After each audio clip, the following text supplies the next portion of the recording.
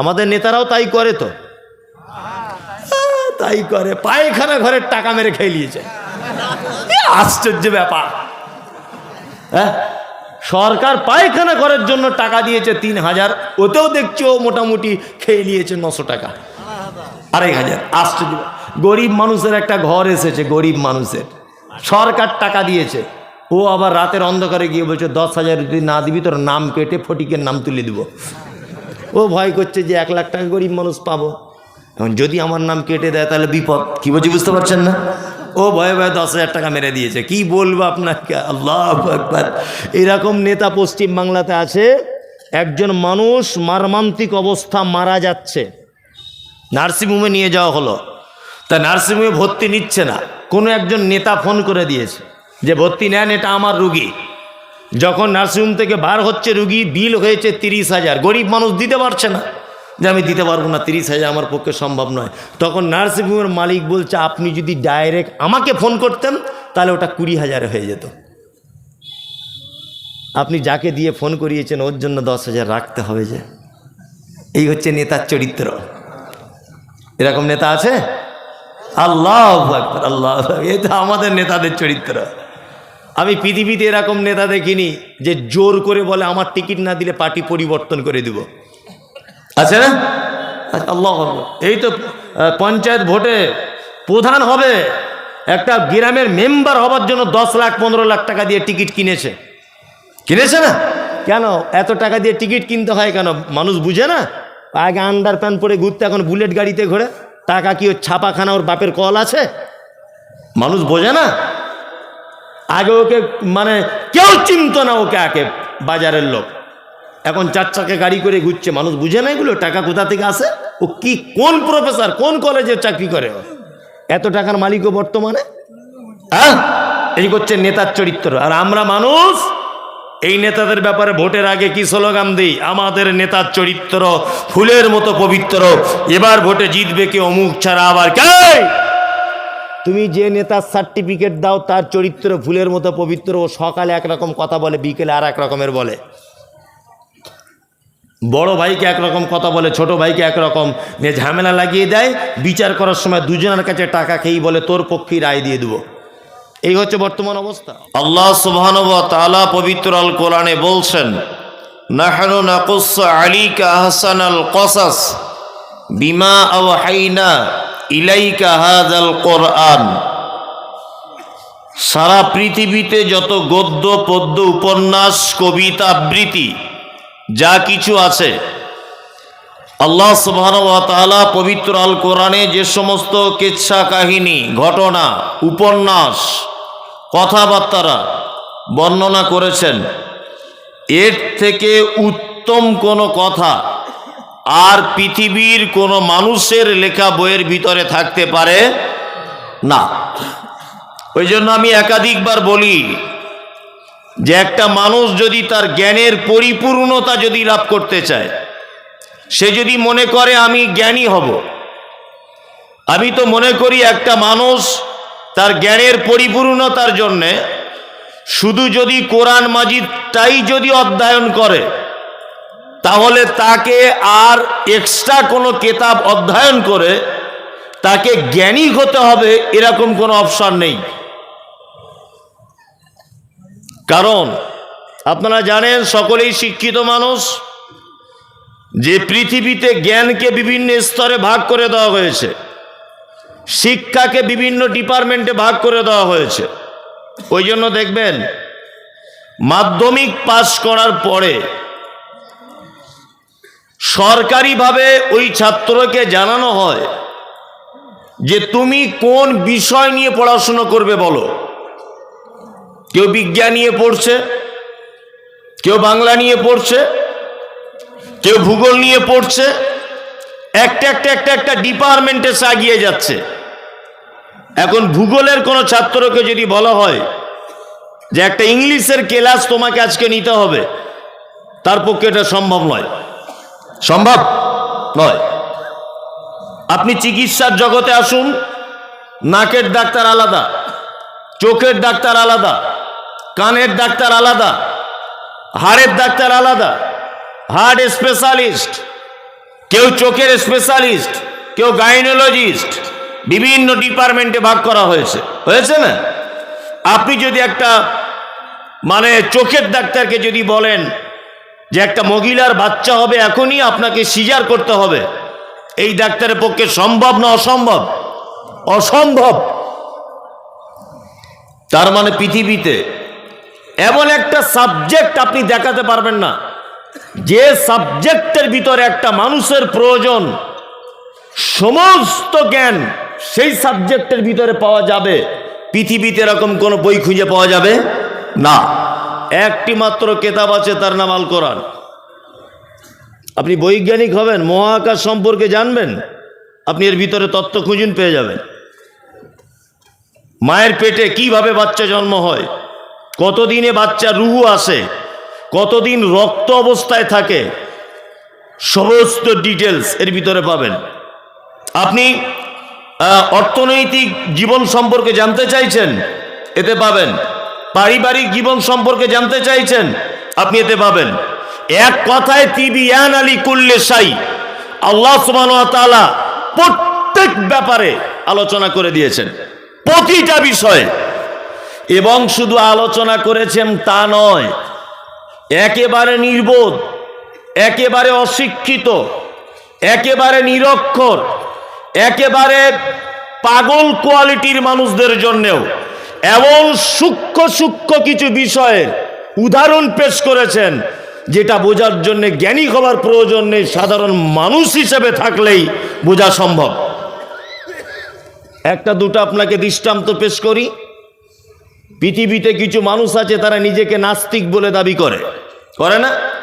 আমি মমতাজুল ইসলাম এটা বলছি, পৃথিবীতে কেউ নাস্তিক হয় না। নাস্তিক বলে কোনো শব্দ নেই।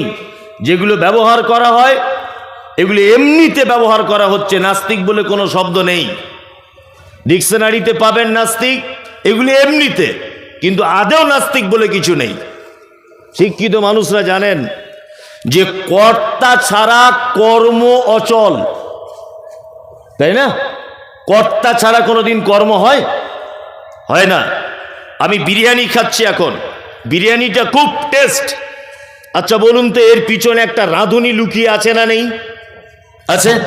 আমি একটা গান শুনছি, এই গানের পিছনে একজন গায়ককে খুঁজে পাওয়া যাবে কি যাবে না? যাবে। প্যান্ডেল বিশাল আকারে তৈরি করা হয়েছে, এর পিছনে একজন মিস্ত্রি আছে না নেই? আছে। তার মানে বোঝা যাচ্ছে পৃথিবীতে প্রতিটা কাজ অচল, কর্ম ছাড়া, কর্তা ছাড়া অচল। আপনারা এই মুহূর্তে আমার জবান সকলেই শুনতে পাচ্ছেন, নিশ্চয় আমার জবানের পিছনে মমতাজুল ইসলাম বলে একজন লুকিয়ে আছে, আছে না নেই? আছে।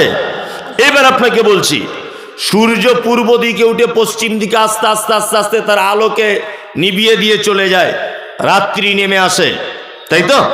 বলুন তো, প্রত্যেক দিন পূর্ব দিকে নির্দিষ্ট টাইমে নির্দিষ্ট স্থানে ওকে তুলে আবার আস্তে আস্তে আস্তে আস্তে আস্তে আস্তে করে পশ্চিম দিকে গিয়ে তার আলো তেজকে কমিয়ে দেওয়া, এটা একটা কাজ কি কাজ নয়? কাজ। তাহলে কাজ যখন, তার পিছনে কর্তা থাকতে হবে, কর্তা ছাড়া কাজ সম্ভব নয়। সারা পৃথিবীতে যা কিছু হচ্ছে, চাঁদ 15 তারিখ পর্যন্ত তার রশ্মি দিয়ে পৃথিবীকে সাজিয়ে রাখে, 16 তারিখ থেকে আস্তে আস্তে অন্ধকার দিয়ে সাজায়। আপনার তারকাগুলি আসমানে ঠিক জায়গায় নির্দিষ্ট টাইমে ফুটে ওঠে, আবার নির্দিষ্ট টাইমে তারা চলে যায়। এই যে কাজ, এর কাজের পিছনে একজন কর্তা আছে না নেই? আছে। তার মানে পৃথিবীতে আর কেউ নাস্তিক থাকতে পারে না। কেউ নিজে ইচ্ছা যদি বলে যে আমি নাস্তিক, সেটা আলাদা বিষয়। আমি যেটা আপনাকে বোঝাতে চাইছি, সূক্ষ্ম সূক্ষ্ম বিষয় আল্লাহ সুবহানাহু ওয়া তাআলা সাধারণ মানুষদের জন্য বুঝিয়েছেন। চাষিবাসী মানুষ মাঠে যান তো, আমি বলে দিচ্ছি, কাল সকালবেলা পরীক্ষা করবেন, সকালে নয়, ঠিক মাগরিবের আগে মাঠে যাবেন, গিয়ে দেখবেন কিছু বক ধরনের পাখি, বকের মতো দেখতে বা বকই বলেন, বিভিন্ন এলাকা বিভিন্ন নামে ডাকে, তারা দেখবেন সারিবদ্ধভাবে একটা লাইন দিয়ে ডানা মেলতে মেলতে মেলতে মেলতে তারা পেট ভর্তি করে বাসার দিকে রিটার্ন করে, করে না? আর ওদের একটা জিনিস লক্ষ্য করবেন যে এইরকম ডানা মেলতে মেলতে 4-5 বার ডানা মেলে একবার স্থির করে দেয়। স্থির করা অবস্থায় দেখবেন হেলতে দুলতে সবাই বেশ মজা করতে করতে নিজের বাসায় ফেরত যায়। দেখেছেন? আল্লাহ পবিত্র কোরআনে এই বক পাখিদের কথা নোট করে দিয়ে বলছেন, আওয়ালাম ইয়ারাও ইলা তাইরি ফাওকাহুম সাফাতিন ওয়ায়াকবিজন মা ইউমসিকুহুন্না ইল্লার রহমান ইন্নাহু বিকুল্লি শাইইন বাসীর। আরে নাস্তিক, তুমি যদি নাস্তিক বলে নিজেকে দাবি করো, একবার পাখির দিকে তাকিয়ে দেখো মহাশূন্যতে তারা ডানাটা মেলতে মেলতে এক পর্যায়ে স্থির করে দেয়। এই স্থির অবস্থাতে মহাশূন্যতে ভাসমান অবস্থায় তাদেরকে কে আটকে রাখে? আল্লাহ নিজে বলছে ইল্লার রহমান। এটা আমার পক্ষে সম্ভব, পৃথিবীতে আর কারো পক্ষে সম্ভব নয়। তার মানে নাস্তিক আর টিকে থাকতে পারলো না। ভাসমান অবস্থায় মহাশূন্যতে একটা পাখি, সে তার ডানাকে স্থির করে যদি ভাসমান অবস্থায় হেলে দুলে চলে যেতে পারে, নিশ্চয়ই এর পিছনে একজন কেউ আছে, ভাসিয়ে রেখেছেন। আছে না নেই? যিনি রেখেছেন তিনি কে? আল্লাহ। সর্বক্ষেত্রে আমরা প্রশংসা করব কার? আল্লাহর। খায়রিহি ওয়া শাররিহি মিনাল্লাহি তাআলা। ভালো মন্দ যা কিছু হবে প্রশংসা আল্লাহ। আমি পবিত্র গ্রন্থ মুকুট আল কোরআনুল কারীমের যে সূরা নিয়ে আলোচনা করব, এখানে অনেক আলেম ওলামারা বসে আছেন। কোথাও যদি আমি ভুল কথা কিছু বলি অবশ্যই আপনারা আমাকে নক করবেন, এই রাইট আপনাদেরকে দেওয়া হলো। আর এই কারণেই আপনারা বসে আছেন। সভাপতি সাহেব যিনি আছেন, আপনার কাছে বিনীত অনুরোধ, আপনি আমার বক্তব্য এ থেকে জেড পর্যন্ত নোট করুন। কোথাও যদি আমি মানুষ মিস হয়ে যায় আপনি আমাকে সংশোধন করে দিবেন, তাহলে আমি আপনার জন্য দোয়া করব ইনশাআল্লাহ। কারণ আমি মানুষ, ভুল হওয়াটাই স্বাভাবিক। আমি পবিত্র আল কোরআনের সূরা নিয়ে এবার আলোচনা করছি। আমরা কোরআন শুনবো, মানার চেষ্টা করবো ইনশাআল্লাহ। ইনশাআল্লাহ। এরকম প্রতিটা জলসাতেই ইনশাআল্লাহ বলেন, এটা আপনার চরিত্র হয়ে গেছে। প্রত্যেক জলসাতে আপনি ইনশাআল্লাহ বলেন, বলেন না? বলে। অথচ মানার বেলা কেউ আছে? কেউ নাই। এখন আপনাকে দেখে মনে হচ্ছে ফেরেশতা, তাই না? জলসা শেষ হয়ে যাবে, আপনার চরিত্রের কোনো পরিবর্তন নাই, বরং এটাই পরিবর্তন। অনেক মানুষ ফজরের নামাজ এমনিতে পড়তেন, আজকে আর পড়বে না, এটাই পরিবর্তন ঘটবে, তাই না? জি। আসলে মানুষ তো বুক বোকা, মানে সস্তায় জান্নাতে যাওয়ার লাইন খুঁজছে। কি করে সস্তাতে? নামাজ না পড়ে কি করে জান্নাত যাওয়া যায়? রোজা না করে কি করে জান্নাত যাওয়া যায়? আর দান না করে কি করে জান্নাত যাওয়া যায়? মানে সব জায়গাতে একটা সস্তা লাইন খুঁজছে, তাই না? জি। সস্তাতে নয়, আমি পবিত্র আল কোরআন দিয়ে আপনাকে একটা একটা করে বলছি, ইনশাল্লাহ মেনে নেব আমরা ইনশাল্লাহ। সূরাটির নাম হচ্ছে সূরায়ে আল আরাফ। আরাফ, আরাফ শব্দের অর্থ হচ্ছে উচ্চ স্থান। কি? উচ্চ স্থান। আর জান্নাত আর জাহান্নামের মাঝখানে একটা প্রাচীর আছে, এই প্রাচীরটাকে বলা হয় আরাফ। এর মূল শব্দটা হচ্ছে উরফুন, বহুবচন আরাফ। আপনারা জানেন আরবি ব্যাকরণ সম্পর্কে যাদের জ্ঞান আছে একটু আধটু, যে মোরগের মাথাতে একটা ফুল হয়, দেখেছেন? আচ্ছা, মোরগের মাথার ফুলটা কি নিচের দিকে হয় না একদম উপরে হয়? একদম উপরে। ওই জন্য আরবিতে মোরগের মাথার ফুলকে কি বলা হয়? উরফুদ্দিক, অর্থাৎ উচ্চ স্থানের ফুল মোরগের। উরফুদ্দিক কি বললাম বুঝলেন? উচ্চ স্থানে মোরগের ফুল। এটা একটা ছোট্ট বিষয় জেনে নিলেন। আল্লাহ সুবহানাহু ওয়া তাআলা অত্র সূরার ভিতরে বলছেন আলিফ লাম মিম সাদ।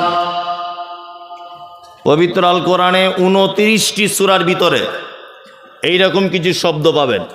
আলিফ লাম মিম, আলিফ লাম মিম র, নুন, কাফ হা আইন সাদ, ইয়াসিন, তাহা। আছে না? আছে। আরবিতে বলা হয় হুরুফে মুকাত্তিআত, বাংলাতে বলা হয় বিচ্ছিন্ন অক্ষরমালা। আমি মুমতাজুল ইসলামের ব্যাখ্যা বিশ্লেষণ জানি না, আবু বকর, ওমর, উসমান, আলী রাদিয়াল্লাহু তাআলা আনহু আজমাইন ওনারা জানতেন না।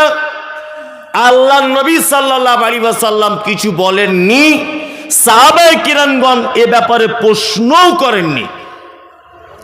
শুধু মাথা নাড়লে হবে না, এখানে একটা আশ্চর্য বিষয় জেনে নেন।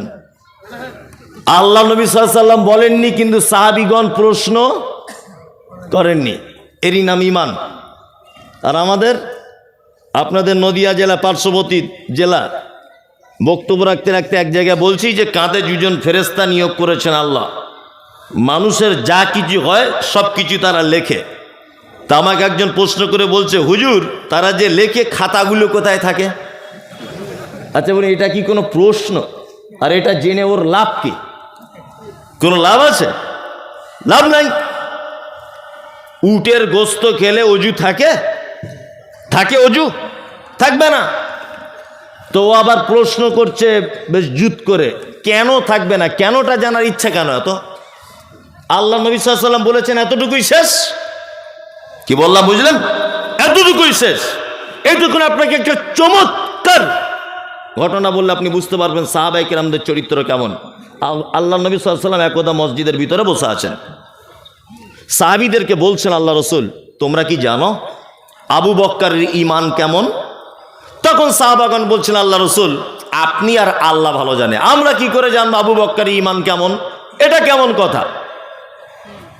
তখন আল্লাহ রসুল সাল্লাল্লাহু আলাইহি ওয়াসাল্লাম পরীক্ষা করার জন্য সাহাবায়ে কেরামদের দিকে তাকিয়ে বলছেন,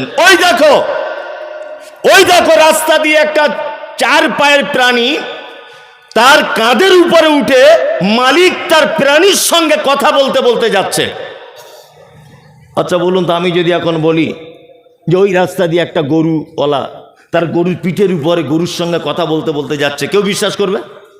গরু কথা বলে? বলে না। তখন বৈঠকে বসে থাকা সাহাবীগণ বলছেন, আল্লাহ রসুল এটা আমার কেমন হলো? গরুর মালিক কোনোদিন গরুর সাথে কথা বলতে পারে? গরুর কি মুখে ভাষা আছে? আল্লাহ নবী সাল্লাল্লাহু আলাইহি ওয়াসাল্লাম বলছেন, তোমাদের ঈমান আর আবু বকরের ঈমান এই জায়গাটাতেই ডিফারেন্স। এই কথাটা যদি একবার আমি আবু বকরকে যদি বলতাম, তা আবু বকর অন্ধের মতো বলে দিত, আল্লাহ রসুল আপনি যখন বলেছেন এটা 100% ঠিক। গরু কথা বলতেও পারে। কি বলছে কিছু বুঝতে পারছেন? এটা সাহাবীদের চরিত্র।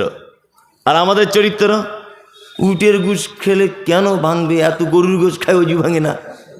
এইসব ব্যাপার। হ্যাঁ, এইটা করলে কেন, এটা কি হবে, এটা করলে এটা কি হবে, প্রশ্ন না? এই যে রমজান মাস আসছে, রে বাবা রে, মুসল্লির তো শেষ নাই। কেউ বলছে থুতু গিলে নিয়েছি মৌলভী সাহেব, কি হবে? ইঞ্জেকশন দেওয়া যাবে, হালকা একটু কেটে গেছে, কি প্রবলেম? হ্যাঁ, দুপুরবেলা শুয়েছিলাম, আমার বউ আমার পাশে শুয়ে পড়েছে, রোজা হবে কি না? এইসব নানান ঢঙের প্রশ্ন নয়? এত প্রশ্ন, আল্লাহু আকবার। ইমাম সাহেবদের রমজান মাসে ঘুমটাই হারাম করে দিবে। মানে ওর মতো মুসল্লির এলাকাতে নাই। রমজান মাস শেষ, ঈদের আগের দিন তেরে নাম চুল কেটে সিনেমা হলের টিকিট কেটে বসে আছে। সেই লোকটাই এত প্রশ্ন করছিল। ঠিক না? বাস্তব বলছেন এগুলো। বেশি প্রশ্নতত্ত্ব করতে যাবেন না। ইসলামিক ব্যাপারে মান্যতার দিক দিয়ে দুটো জিনিস দেখবেন। কটা জিনিস? দুটা। এক, কোরআনে যদি সেটা থেকে থাকে আমি অন্ধের মতো বিশ্বাস করে নিলাম। দুই, সহিহ হাদিসের ভিতরে ঘটনাটা আছে কি না এটা জেনে নেবেন। আপনার মান্যতার মানদণ্ড দুটো। কটা? দুটো। একটা হচ্ছে সহিহ হাদিস আর একটা হচ্ছে আল কোরআন। এই দুটো জায়গাতে স্পষ্ট হয়ে গেছে, আপনাকে আর অত প্রশ্ন যাওয়ার দাগ লাগবে না। মানুষ প্রশ্ন করতে করতে করতে করতে এমন একটা পর্যায়ে পৌঁছে যায় যে তার ঈমানটা রাখা পর্যন্ত মুশকিল হয়ে যায়, তাই না? ওই জন্য অতিরিক্ত প্রশ্ন আল্লাহ নবী সাল্লাল্লাহু আলাইহি ওয়াসাল্লামের সাহাবীগণ পছন্দ করতেন না। তা আমিও এই ব্যাপারে কিছু বলছি না। আলিফ লাম মিম সাদ, এ ব্যাপারে আমি কিছু জানি না। নবীজিও বলেননি, সাহাবায়ে কেরামগণ বলেননি, আমি মুমতাজুল ইসলাম বলছি না। তারপর আল্লাহ তাআলা বলছেন, কিতাবুন উনজিলা ইলাইকা ফালা ইয়াকুন ফি সাদরিকা হারাদুম মিনহু লিতুনজিরা বিহি ওয়া যিকরা লিল মুমিনিন। এটা একটি কিতাব। এটা কি কিতাব? এটা অবতীর্ণ করেছি আপনার কাছে এই কারণে যে এর মাধ্যমে মানুষকে আপনি দাওয়াত দেবেন, মানুষকে আল্লাহ ভীতি তার অন্তরে জাগাবেন। আর এইটা দাওয়াত দেওয়ার ফলে যদি কোনো রকমের বিপদ আসে বা কোনো রকমের কোনো মুসিবতের সম্মুখীন আপনি যদি হন, আপনার মনে যেন কোনো রকমের ভয় বা সংকীর্ণতা সৃষ্টি যেন না হয়। আর এটা মোমেনদের জন্য কি উপদেশের বাণী। এই জায়গাটা একটা কথা বলি, তাহলে মানুষের কাছে দাওয়াত দেওয়ার মূল বই কি? মূল কিতাব আল কোরআন, তাই না? আমি এই সত্য কথাগুলো টেনে টেনে কোরআন মাজিদ থেকে বার করে করে জাতির সামনে যখন বলি, এক শ্রেণীর আলেম ওলামারা তখন আমার মা বোন তুলে গালাগালি দেয়। আল্লাহ তাআলা বলছেন, কিতাবুন উনজিলা ইলাইকা ফালা ইয়াকুন ফি সাদরিকা হারাদুম মিনহু। আপনার কাছে এটা কোরআন অবতীর্ণ করেছি, এর মাধ্যমে আপনি মানুষকে আল্লাহর ভয় দেখান, জাহান্নামের ভয় দেখান। এক কথায় এইটা দিয়ে আপনি তবলিগ করুন মানুষকে। কি দিয়ে তবলিগ করা লাগবে? কি দিয়ে? মানুষকে এইটা দিয়ে তবলিগ করা লাগবে। এইবার আপনাকে আর একটা কথা বলে রাখছি, এইটা আমার বক্তব্যর প্রাসঙ্গিক থেকেও আলাদা। সেটা কি? এবার আপনাকে বলছি, কোরআন মাজিদ অবতীর্ণ হয়েছে আল্লাহ নবী সাল্লাল্লাহু আলাইহি ওয়াসাল্লামের কাছে নবী হওয়ার আগে না নবী হওয়ার পরে? নবী হওয়ার পরে। আল্লাহ নবী সাল্লাল্লাহু আলাইহি ওয়াসাল্লাম বাচ্চা থেকে 40 বছর পর্যন্ত ভালো মানুষ ছিলেন না ছিলেন না? ছিলেন। 40 বছরের নবুয়তি লাভ করেছেন। উনি যে যুগে জন্মগ্রহণ করেছেন তার নাম আইয়ামে জাহেলিয়াত, অর্থাৎ মূর্খতার যুগ। মূর্খতা, এত মূর্খতা যে বাপ তার বেটির সঙ্গে রাতের বেলা শারীরিক সম্পর্ক করত।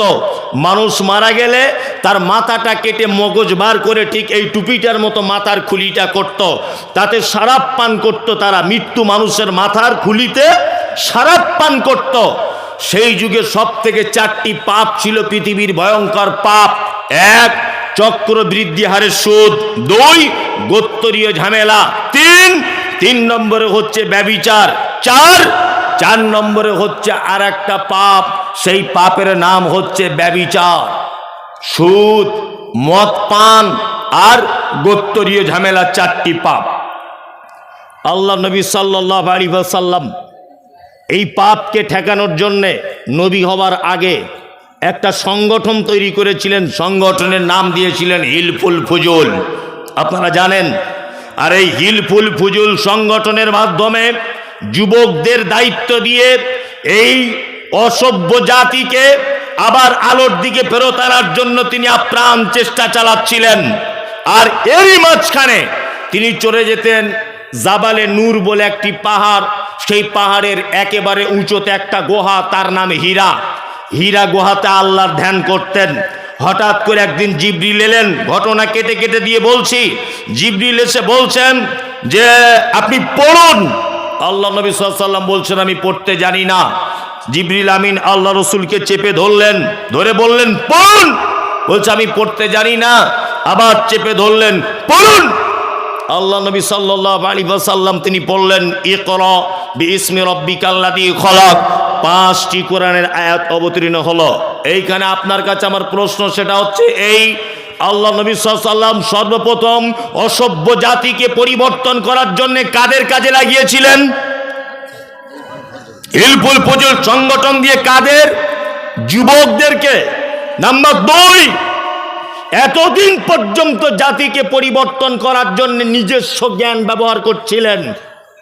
নিজস্ব জ্ঞান দ্বারা জাতিকে পরিবর্তন করার চেষ্টা করছিলেন।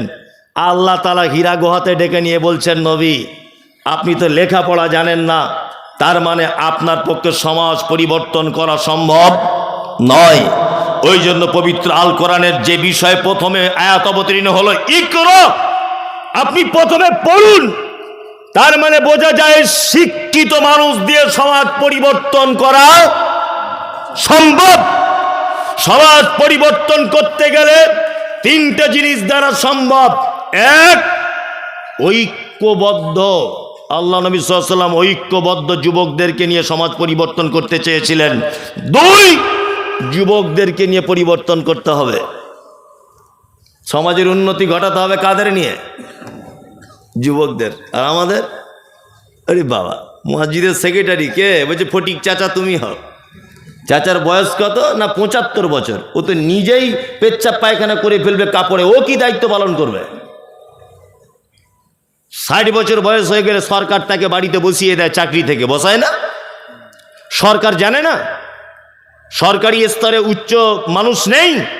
তারা জানে 60 বছর বয়স হয়ে গেছে মানে কানে কম শুনবে, চোখে কম দেখবে, স্কুলে এসে ভুলভাল পড়াবে। ওই জন্য মাস্টার হিসাবে তাকে বাড়িতে বসিয়ে বসিয়ে অর্ধেক বেতন দেওয়া হয়। তবুও সরকার বলে তুমি স্কুলে এসে আমার ছাত্রদেরকে সর্বনাশ করে দিও না। বাড়ি বসে বসে বেতন খাও তবুও ভালো, তবে তুমি স্কুলে আসতে পাবে না। ওই জন্য আমি বলি প্রত্যেক বক্তব্যতে এটা যুবকদেরকে সব কাজে এগিয়ে নিয়ে আসার চিন্তা ভাবনা করুন। কি বললাম বুঝলেন? সব কাজে যুবকদের। দুই নম্বর, সমাজ পরিবর্তন করতে গেলে পবিত্র আল কোরআনের মাধ্যমে সমাজ পরিবর্তন করা লাগবে। আল্লাহ নবীকে পর্যন্ত ডেকে নিয়ে বলছেন ইকরা বিসমি রাব্বিকাল্লাযী খলাক, আপনি কোরআন পড়ুন, তারপরে এইটার মাধ্যম দিয়ে সমাজ পরিবর্তন করুন। কি বললাম বুঝলেন? এইবার আপনার সঙ্গে আমার কয়েকটা কথা। আমাদের বর্তমান বাজারে একটা দল আছে না, যারা মানুষের কাছে তবলিগ করে করে বেড়ায় না? হ্যাঁ, এখানেও থাকলে থাকতে পারেন, আপনার সঙ্গে আমার কোনো আপত্তি নেই, কোনো জায়গাতে বিবাদ নেই। লোকটা 40 দিনের জন্য মানুষের কাছে দাওয়াত দেওয়ার জন্য বাড়ি থেকে বার হয়েছে। সঙ্গে নিয়েছে কি না, এই বগলে নিয়েছে ফাজাইলে আমল আর এই বগলে মুনতাখাবে হাদিস। এই দুটো কিতাব নিয়ে ও দাওয়াতের কাজ করছে। 40 দিন বাড়ি থেকে বার হয়ে গেছে, তবলিগের কাজ করছে। কিয়ামত পর্যন্ত যদিও তবলিগ করতে থাকে, তবলিগে সফলতা আসবে না, কোশ্চিন কালে আসবে না। কারণ হচ্ছে এই, ও নামাজ শেষেই দাঁড়িয়ে বলছে বাকি নামাজ বাদ আপনারা বসে যাবেন, দিন ও ইমানের কিছু কথা হবে। এইটা বলার পরে দেখছি ফাজাইলে আমলটা খুলে খুলে পড়ছে, মুনতাখাবে হাদিস খুলে খুলে খুলে খুলে পড়ছে, মানুষকে শোনাচ্ছে। যদি ওই লোকটাকে বলেন দুটো কোরআনের আয়াত বাংলা অনুবাদ করে শোনান না, এর থেকে তো আরো ভালো কিতাব, বলবে না আমাদের বড়রা মানা করে দিয়েছে। কি বলছি বুঝতে পারছেন না? কি বলবে? যে আমাদের বড়রা উপর থেকে মানা করে দিয়েছে। আবার কি বলে জানেন? আর একটা শব্দ, কি শব্দ? যে আমরা তো কিছু জানি না, আপনাদের কাছে শিখতে এসছি। এই শিখতে এসছি, তা 40 দিন হাঁড়ি ঘন্টা নিয়ে বাড়ি থেকে বার হলি কেন? হ্যাঁ, এলাকায় মাদ্রাসা নেই, সেখানে ভর্তি হও, বদমাইশি জায়গা পাও না। বলছে আমরা কিছু জানি না, আমরা আপনাদের কাছে শিখতে এসছি। তা তোমার এলাকায় মাদ্রাসা নাই? কোশ্চিন কালেও দাওয়াতে সফলতা আসবে না। মানুষের কাছে দাওয়াত যদি দিতেই হয়, কোরআন দিয়ে দাওয়াত দিতে হবে। তবলিগ করুন, নামাজের পর দুটো ছোট্ট সূরা তেলাওয়াত করে, কোরআন মাজিদের দুটো আয়াত তেলাওয়াত করে তার বাংলা অনুবাদ করে দেন। এর থেকে ভালো দাওয়াত আর দাওয়াত নেই। আছে? নেই। আল্লাহ তারপরে নবীকে বলছেন কোরআনের কথা বলতে গেলেই সমস্যার সম্মুখীন হতে হবে। সমস্যা যখন হবে, আপনার মনে যেন কোনো ভয় সংকীর্ণতা যেন তৈরি না হয়। আশ্চর্য ব্যাপার, আমি প্রথম যখন বক্তার জগতে এসেছি তখন বক্তব্য রাখতে রাখতে বলেছি এটা, যে ডাক্তার জাকির নায়েক এ দেশের মাটিতে আছে? নাই। কোথায়? ওই মালয়েশিয়াতে গিয়ে বসে আছে। কেন? কারোর মেয়ের হাত ধরে টেনেছে? কারোর মেয়ের ওন্না ধরে টেনেছে? বাংলাদেশের যত বক্তা সব এই দেশের মাটিতে ভিসা পাচ্ছে। আব্দুর রাজ্জাক বিন ইউসুফ ভিসা পায় না, কারণ কি? আব্দুর রাজ্জাক বিন ইউসুফ তোমার মেয়ের ওন্না ধরে টেনেছে? ও ভিসা পায় না কেন? ওরার বেটা আব্দুল্লাহ বিন আব্দুর রাজ্জাক ভিসা পায় না কেন? সব বক্তা ভিসা পাচ্ছে, ও কেন পাবে না? আমাদের দেশের মাটিতে যত চোর গুন্ডা বাটপার, তারা এই দেশের মাটিতে একেবারে 100% গতিতে চলাফেরা করছে, তাদেরকে কোনো জায়গায় কোনো বাধা নেই। ডাক্তার জাকির নায়েক তোমার কি সর্বনাশ করেছে? লোকটাকে দেশ ছেড়ে চলে যেতে হলো কেন? একটাই তার কারণ কি? কোরআনের হক কথা বললে জাতি ছাড়বে কি না। বক্তা বক্তব্য রাখতে রাখতে সবাই হাততালি দিচ্ছে আর বলছে নারে তাকবীর, আল্লাহু আকবার। আগামী বছরের ডেটটা আবার লিখে নেন হুজুর। এবছরে ক টাকা নিলেন? 20,000। আগামী বছরে 30,000 দেবো, আপনি আবার ডেট লিখে নেন। সবাই যদি বলে ভালো বক্তা, তার মানে বুঝতে হবে যে ও বক্তা এখনো সত্য কথা বলিনি। বক্তা স্টেজ থেকে নেমে যাবার পরেই গুতোগুতি শুরু হয়ে যাবে। কিছু লোক বাঁশ নিয়ে দাঁড়িয়ে থাকবে ওদিকে মারার জন্যে, কিছু লোক উঠে পালাবে তেজ করে, এই বক্তা এনে ভুল হয়েছে, তবেই তো বক্তা সত্য কথা বলেছে, এটা প্রমাণ হবে। মাতালও বলছে খুব ভালো বক্তা, সুদখোরও বলছে ভালো বক্তা, হারামখোরও বলছে ভালো বক্তা, মৌলভী সাহেবও বলছে ভালো বক্তা, তো ভালো হলো কি করে? হ্যাঁ, ও ভালো হলো কি করে? আশ্চর্য ব্যাপার। সোশ্যাল মিডিয়াতে খুললেই শুধু মমতাজুল ইসলাম, ওর বাপের জন্ম ঠিক নেই, ওর মায়ের জন্ম ঠিক নেই, ওর জন্ম ঠিক নেই, এটা নেই ওটা নেই, শুধু এই। কেন বলুন তো? আমি বলে দিয়েছি সবে বরাত পচা বেদাত, লোকাল বেদাত নয়, পচা বেদাত, এটা ভয়ঙ্কর বেদাত। এটা যেই বলে দিয়েছি আর শুরু হয়ে গেছে তোলপাড়। কি বললাম বুঝলেন না? আমি বলে দিয়েছি পচা বেদাত, লোকাল বেদাত নয় এটা। এ প্রসঙ্গে পরে কথা বলছি আপনাকে। তার মানে কোরআনের দাওয়াত পৌঁছে দিলে সমস্যার সম্মুখীন হতে হবে, তাই না? আর আপনি যদি সমস্যার সম্মুখীন হয় তাহলে আপনার সাপোর্ট করবে কে? আল্লাহ। আল্লাহ করবে না? করবে আল্লাহ। যারা কোরআনের পক্ষে সঠিক দাওয়াত মানুষের কাছে দেয়, তুমি তাদের জন্য সহায় হয়ে যাও। বলুন আমিন, আমিন। চলুন, আল্লাহ সুবহানাহু ওয়া তাআলা তারপরে বলছেন যিকরা লিল মুমিনিন, কোরআন হচ্ছে মুমিনদের জন্য উপদেশ। যিকরা, জিকির মানে স্মরণ করা। জিকির মানে কি? স্মরণ করা। কোরআন তেলাওয়াত করলে আল্লাহ স্মরণ চলে আসে। আল্লাহু আকবার। পবিত্র আল কোরআন আল্লাহ বলছেন কি?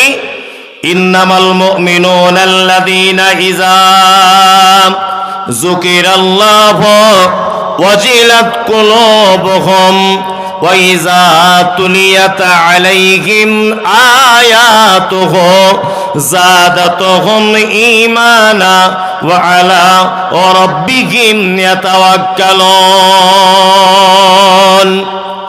আল্লাহ বলে মুমিন হলো তারা যাদের সামনে কোরআন তেলাওয়াত করা হয়, কোরআনের আয়াতগুলি বলা হয়। আল্লাহ বলছেন কোরআনের আয়াত তার সামনে বলা হলে যাদাতুহুম ঈমানা, মুমিন তোমার ঈমান বেড়ে যাবে সাথে সাথে করে। আল্লাহু আকবার। ঈমান বাড়ে? বাড়ে না। আজ থেকে 3 মাস আগে উমরায় গিয়েছিলাম।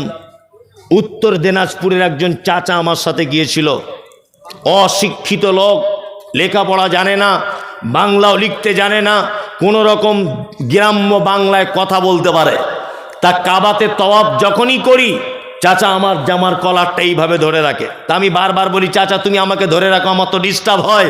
তখন চাচা বলে, এত লোক, আমি বাংলা ছাড়া কিছু বুঝি না, যদি হারিয়ে যায়, আমার 4 বিঘা জমি ধান লাগানো আছে, ধান সব বেকার হয়ে যাবে।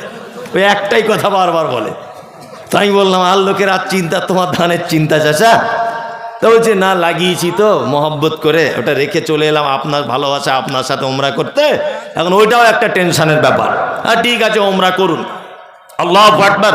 হাজী সাহেব যারা আছেন জানেন, কাবার ইমাম ডাক্তার আব্দুর রহমান আস-সুদাই হাফিজাহুল্লাহ, তিনি যখন কোরআন তেলাওয়াত করেন আর জাহান্নামের আয়াতগুলি যখন চলে আসে, বাচ্চা ছেলের মতো 20 second 30 second how how how how করে কাঁদে। Ethiopia, Tanzania, German, Japan, France, Bharat, Pakistan, Bangladesh, যে ভাষী হোক না কেন, ডাক্তার আব্দুর রহমান আস-সুদাইসের তেলাওয়াতে সবাই কাঁদতে থাকে। তওয়াফ হতে হতে আজান হয়, সবাই কাতারে দাঁড়িয়ে যায় মক্কার মানে কাবার চারিদিকে। আমিও দাঁড়িয়ে গেলাম। আমার ডান দিকে চাচা দাঁড়িয়েছেন উত্তর দিনাজপুরের। কাবার ইমাম তেলাওয়াত করছেন, ইয়াউমা তারাউনাহা তাযখালু কুল্লু মুরজিআতিন আম্মা আরজাআত ওয়া তাযাউ কুল্লু যাতি হামলিন হামলাহা ওয়া তারান নাসা সুকারা ওয়া মা হুম বিসুকারা ওয়ালাকিন্না আযাবাল্লাহি শাদীদ। সূরা হজের আয়াত কাবার ইমাম তেলাওয়াত করছেন। বাংলা মানে হলো এই, আল্লাহ বলছেন কিয়ামতের দিনটা এত কঠিন দিন, গর্ভবতী মা কিয়ামতের দিনে দাঁড়িয়ে থাকবে, তার বাচ্চা নিচের দিক দিয়ে হয়ে যাবে, বুঝতে পারবে না। দুগ্ধ দানকারিণী মা তার বাচ্চাকে দুধ পান করাতে ভুলে যাবে, আর মানুষগুলিকে দেখা যাবে সব যেন তারা মাতাল। আল্লাহ বলে ওমা হুম বিসুকারা, একজনাও তারা মদ পান করেনি।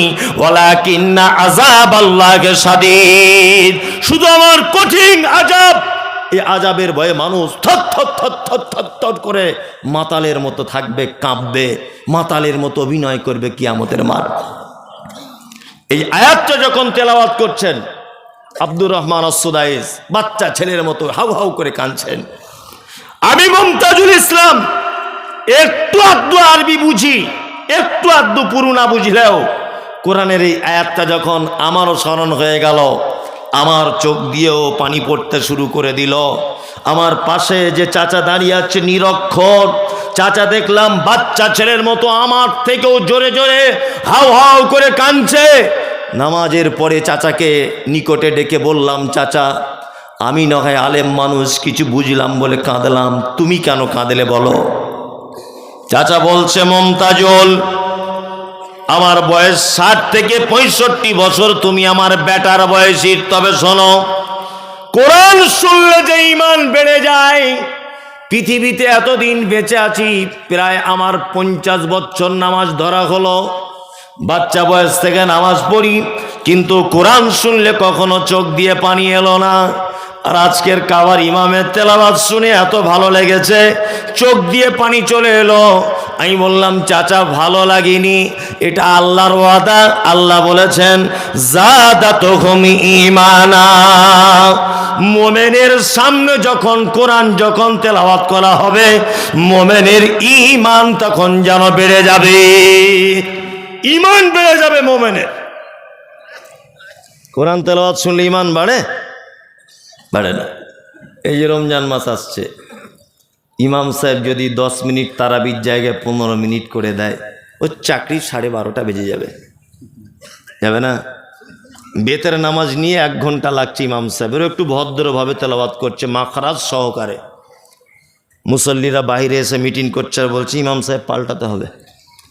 সারাদিন কাজ করে কি আর 1 ঘন্টা দাঁড়িয়ে থাকা যায়? ভালো করে বুঝবেন। কমিটি চাপে পড়ে ইমাম সাহেবকে বাদ দিয়ে দিল 15টা রোজাতে। আবার আর একটা ইমাম সিলেক্ট হয়েছে, বাচ্চা করেছিল অল্প বয়স। সে এসে একটা চাচাকে জিজ্ঞেস করছে, চাচা 15টা রমজানে তো আর ইমাম চেঞ্জ হয় না, তো কি ব্যাপার 15টা রমজানে আপনাদের ইমাম চেঞ্জ হলো? বলছে গরুর গাড়ির মতো কোরআন পড়ে, ঘোড়ার ডিম, খুব দেরি হয়, এই জন্য ওকে বাদ দিয়ে দিয়েছে। তাই বলছে হ্যাঁ। এ মাদ্রাসায় পড়া ছেলে বুদ্ধিমান, এ বুঝতে পেরেছে তাহলে নিশ্চয় যে যত তাড়াতাড়ি পড়াতে পারবে তত বড় ইমাম, চাকরি আমার মোটামুটি লংজিভিটি বাড়বে। ওর লাগতে 1 ঘন্টা, এ মোটামুটি 35 মিনিটে বেতের টেতে সব শেষ করে দিয়েছে। মুসল্লি তখন বাইরে এসে বলছে, এই হচ্ছে শালা বাপের বেটা ইমাম। আর আগে যে ছিল ধুর ঘোড়ার ডিম, কিছু জানে না কোরআন পড়তে, এত লেট হয়। তার মানে আমাদের কাছে যে যত গতিতে তেলাওয়াত করতে পারবে সে তত বড় ইমাম। অথচ আল্লাহর ভাষা কি? আল্লাহ বলছেন আয়াতুহু যাদাতুহুম ঈমানা ওয়া আলা রাব্বিহিম ইয়াতাওয়াক্কালুন। মুমিন হলো তারা যাদের সামনে কোরআনের আয়াত তেলাওয়াত করা হবে। আল্লাহ নিজে বলছেন যাদাতুহুম ঈমানা, কোরআনের একটা আয়াত শুনলে তার ঈমান বৃদ্ধি পাবে, ঈমান বাড়বে তার। কি বললাম বুঝলেন? কোরআন তেলাওয়াত করি, কোরআন তেলাওয়াত করি, ও আনন্দবাজার পত্রিকা পড়ে, সময় নাই। সময় আছে? আল্লাহু আকবার। এই যে মাঘে রমজান আসছে না, কয়েকদিন পর, 2-3 দিন পর, আল্লাহ সুবহানাহু ওয়া তাআলা কি বলছেন? ইয়া আইয়ুহাল্লাযীনা আমানু, এই তোমরা যারা ঈমানের স্বীকৃতি প্রদানকারী তোমরা শোনো, কুতিবা আলাইকুমুস সিয়াম, তোমাদের উপরে সিয়াম অর্থাৎ রোজাকে কি করা হয়েছে? ফরজ করা হয়েছে। কামা কুতিবা আলাল্লাযীনা মিন ক্বাবলিকুম, যেমন তোমাদের পূর্ববর্তীদের উপরেও ফরজ করা হয়েছিল, লাআল্লাকুম তাত্তাকুন, যাতে তোমরা পরহেজগার হতে পারো। তাকওয়া, আল্লাহ ভীতি যাদের তোমাদের ভিতরে তৈরি হয়, এই জন্য আমি রমজানের সিয়ামকে কি করলাম? ফরজ করলাম। সিয়াম পালন করি তো? হ্যাঁ করি। আবার কিছু কিছু লোকের গ্যাসের অসুখ দেখা দেবে আর 2 দিন পরই, এখন আলহামদুলিল্লাহ খুব ভালো, ভালো না? কারোর পেটের অসুখ দেখা দিবে, কারোর মাথার অসুখ দেখা দিবে, সব। 16 বছরের মেয়ে, তাও মা বলছে এইটুকু মেয়ে কি করে রোজা করে, চেহারা খারাপ হয়ে যাবে। আবার বলছে ও পরীক্ষা দিতে যাবে, কি করে রোজা রাখবে? পরীক্ষার সঙ্গে রোজার কি সম্পর্ক? হ্যাঁ, যুবক ছেলে 16, 17, 18 বছর বয়স, ওর মা বলছে আমার বাচ্চা ছেলে ভোরবেলাতে উঠতে পারে না। তোমার বাচ্চা ছেলে রাত 2টো পর্যন্ত ফিল্ম দেখতে পারে মোবাইলে, তখন অসুবিধা হয় না, তোমার বাচ্চা ছেলে সাহারির সময় উঠতে পারে না? আশ্চর্য ব্যাপার। খুব সাবধানে থাকবেন। এই রমজান মাস এটা বরকতপূর্ণ মাস নয়? আপনারা সকলেই জানেন। আমাদের বাড়িতে মেহমান এলে কি করি? আমি যদি এখন আপনার বাড়িতে যাই, তা আপনার স্ত্রী কি করবে? যে বিছানার চাদরটা খাটের উপরে বিছানা আছে ওটা তুলে দিয়ে নতুনটা পেতে দিবে ভালো করে, পারবে না? হ্যাঁ। বাথরুম ঘরটা পরিষ্কার করে রাখবে। মমতাজুল ইসলাম আসছে আমাদের বাড়িতে, যা তা কথা নয়। প্রতিদিন যেমন মাংস রান্না করতো তেমন করবে না, একটু স্পেশাল করে যে ভালো করে খাওয়াতে হবে হুজুরকে, করবে না? আল্লাহ নবী সাল্লাল্লাহু আলাইহি ওয়াসাল্লাম বলছেন, ইজা দাখালা রমাজান, রমজান যখন প্রবেশ করে, ফুতিহাত আবু আবু সামা, আল্লাহ ফেরেশতাদেরকে বলে, ফেরেশতারা এসব এদিকে চলে এসো, আসমানের দরজা খুলে দাও, তাড়াতাড়ি করে আসমানের দরজা খোলো, আমার রমজানের মেহমান তারা সব আসছে রমজানে। আল্লাহু আকবার। আল্লাহ নিজে জান্নাতকে সাজান। আল্লাহ গুল্লিকাত আবু আবুর নার, আর জাহান্নামের দরজাকে বলা, এই চলো তুমি আটকে যাও, রমজান মাস চলছে। অসুল সিলাতি শায়াতিন, শয়তানদেরকে লোহার জিঞ্জিলে করে বেঁধে দেওয়া হয়, কারণ রমজানের সম্মানে, তাই না? রমজানে কি সম্মান? রমজানে এত সম্মান কেন? রমজানের এত সম্মান কেন? আল্লাহ তাআলা বলছেন, শাহরুর রমাজান আল্লাযী উনজিলা ফীহিল কোরআন, এটা হচ্ছে সেই রমজান যে রমজানে কোরআন অবতীর্ণ করা হয়েছে, তাই না? এখন পলাশিতে এলেই কিন্তু সে নবাব সিরাজের যুদ্ধের কথা, আমবাগানের একটা স্মৃতি মনে পড়ে যায়, যায় না? পলাশিতে এলেই মনে হবে এই সেই পলাশি। এর নাম এত বিখ্যাত কেন? এখানে নবাব যুদ্ধ করেছিল ব্রিটিশদের সাথে আমবাগানে, এই জন্য তো পলাশির এত নাম। কলকাতার এত নাম কেন? না, কলকাতার হাওড়া ব্রিজ খুব বিখ্যাত, কলকাতার রসগোল্লা খুব বিখ্যাত। রমজানের এত সম্মান কেন? রমজানের এত মর্যাদা কেন? আল্লাহ তাআলা বলছেন, আল্লাযী উনজিলা ফীহিল কোরআন, এর মর্যাদা এই কারণে যে এই মাসে কোরআন অবতীর্ণ করা হয়েছে, তাই। কি বলছি বুঝতে পারছেন? রমজানে সিয়াম অর্থাৎ রোজা অবস্থায় যত আমল আছে, কোরআন তেলাওয়াতের থেকে বড় আমল আর কোনো আমল নাই। সিয়াম অবস্থাতে সাহারি থেকে ইফতারি পর্যন্ত যে টাইমটা আপনি পাবেন, শুধু কোরআন তেলাওয়াত, শুধু কোরআন তেলাওয়াত। কি বলছি বুঝতে পারছেন? আমরা কোরআন তেলাওয়াত করি?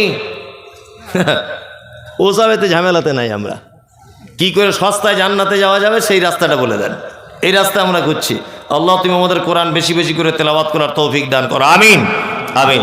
চলুন, আল্লাহ তারপরে বলছেন, ইত্তাবিউ মা উনজিলা ইলাইকুম মির রাব্বিকুম, তোমরা আনুগত্য করো রবের পক্ষ থেকে যেটা অবতীর্ণ হয়েছে, তার নাম আল্লাহর পক্ষ থেকে কি অবতীর্ণ? কোরআন। আল্লাহ তারপরে বলছেন, ওয়ালা তাত্তাবিউ, তোমরা আনুগত্য করো না, মিন দুনিহি, এইটাকে বাদ দিয়ে, আউলিয়া, ওলিয়া উলিয়াদের, ওলিয়া উলিয়াদের আনুগত্য করো না। এইখানে কয়েকটা কথা আপনাদেরকে বলে রাখছি, সেটা হচ্ছে এই, আল্লাহ আনুগত্য করতে বলছেন কিসের? আল কোরআনের, তাই না? আমি বারবার বলছি, শবে বরাত নামক কোনো শব্দ হাদিসে নাই। বারবার বলছি, শবে বরাত বলে কোনো শব্দ কোরআনে নাই। আর ও বারবার বলছে এটা আমাদের বড় হুজুর বলেছে। বারবার বারবার আমি বলছি যে নবীর নাম শুনে চোখে চুম্বন করা বেদাত, চলবে না। এটা হাদিসেও নাই, কোরআনেও নাই। বলছে এটা আমাদের বড় হুজুরের ফতোয়া। বারবার এ কথা বলছি, বারবার, যে আপনি বেদাত থেকে সাবধানে থাকবেন, এটা করা চলবে না। ও বারবার বলছে এটা কোরআনে না থাকতে পারে, হাদিসে না থাকতে পারে, এটা আমাদের হুজুর বলেছে। আচ্ছা, হুজুরের কথা চলবে না কোরআন হাদিসের কথা চলবে? কোরআন আর হাদিসের কথা চলবে। কিছু বলতে যাচ্ছি তা বলছি ইমাম আবু হানিফা বলেছে, কিছু বলতে যাচ্ছি ইমাম আবু হানিফা বলেছে বলে এটা করা লাগবে? একদমই নয়। কয়েকটা ছোট্ট ছোট্ট কথা বলে রাখছি, এবার মাথার ভিতরে ঢোকান। আজকে থেকে কিছু ভুল ভ্রান্তি থেকে আপনি নিজেকে মুক্ত করেন। এক, আল্লাহ পবিত্র আল কোরআনে বলেছেন, ইয়া আইয়ুহাল্লাযীনা আমানু, তোমরা যারা ঈমানের স্বীকৃতি প্রদানকারী, আতিউল্লাহ, আল্লাহর আনুগত্য করো, ওয়া আতিউর রাসূল, রাসূলের আনুগত্য করো, ওয়া উলিল আমরি মিনকুম, তোমাদের ভিতরে যারা উলিল আমর অর্থাৎ যারা নেতা, ধর্মীয় ব্যাপারে পণ্ডিত, তোমরা তার আনুগত্য কি করো। এইখানে যারা মাযহাব মেনে চলে তাদের একটা দলিল, তারা দলিল পেশ করে। কি পেশ করে? উলিল আমরি মিনকুম। কোরআন আর হাদিস বাদ দেওয়ার পরে পরে কি করতে হবে? উলিল আমরি মিনকুম, নেতাদের আনুগত্য করতে হবে। এখানে আরবি সম্পর্কে যাদের জ্ঞান আছে তারা ভালো করে জানবেন, আর সভাপতি সাহেবরা ভালো করে জানবেন, আলেমরা ভালো করে জানবেন। আচ্ছা, এবার বলি, আল্লাহ শব্দের আগে ব্যবহার করা হয়েছে আতিউল্লাহ, অর্থাৎ আতিউ, আতিউ মানে আনুগত্য করো। আর রাসূল শব্দের আগে ব্যবহার করা হয়েছে আতিউ, রাসূলের আনুগত্য করো। তারপরে কি শব্দ ব্যবহার করা হচ্ছে? ও উলিল আমরি মিনকুম, এবং তোমাদের ভিতরে যারা নেতা তাদের আনুগত্য করো। এখানে কয়েকটা কথা বলে রাখছি, সেটা হচ্ছে এই, উলি শব্দটা বহু বচন, এক। দুই, পবিত্র আল কোরআনে যত জায়গায় মিনকুম শব্দ ব্যবহার হয়েছে প্রত্যেক জায়গাতে আল্লাহ সুবহানাহু ওয়া তাআলা জীবিত মানুষদের কথা বুঝিয়েছেন। প্রমাণ এই দেখুন, আল্লাহ তাআলা বলছেন, ওমান কানা মিনকুম মারিজান আও আলা সাফারিন ফাইদ্দাতুম মিন আইয়ামিন উখর। আল্লাহ বলছেন, রমজানের ভিতরে যদি তোমাদের ভিতরে কেউ অসুখে পড়ে যায়, কেউ যদি সফর অবস্থায় থাকে, তাহলে অন্য দিন গণনা করে পূরণ করে দিবে। অন্য দিনে এই দিনটার গণনা কি করবে? পূরণ করে দিবে। আচ্ছা বলুন তো, আল্লাহ এখানে জীবিত মানুষদের কথা বললেন না মৃত মানুষদের? জীবিত মানুষদের। মিনকুম, তোমাদের ভিতরে রমজান মাসে যদি কেউ অসুখে পড়ে, যদি কেউ এখান থেকে কলকাতা যায়, এখান থেকে যদি কেউ দিল্লি বোম্বাই সফর যদি করে, তাহলে সে কি করবে? এই দিন রোজা নষ্ট করে দিয়ে অন্য দিন কি করবে? পূরণ করে দিবে। তাহলে আল্লাহ এই আয়াতটা জীবিত মানুষদের ব্যাপারে বললেন না মৃত মানুষদের? জীবিত মানুষদের। তার মানে আল্লাহ তাআলা বলছেন মিনকুম, উলিল আমরি মিনকুম, তোমাদের ভিতরে যারা উপস্থিত নেতা রয়েছে তাদের আনুগত্য করো। এক। আর দ্বিতীয় কথা হচ্ছে, উলি শব্দ যখন বহু বচন, তার মানে এখানে একক কোনো নেতার আনুগত্য করা যাবে না, নেতা অনেকজন হতে পারে। কি বললাম বুঝলেন?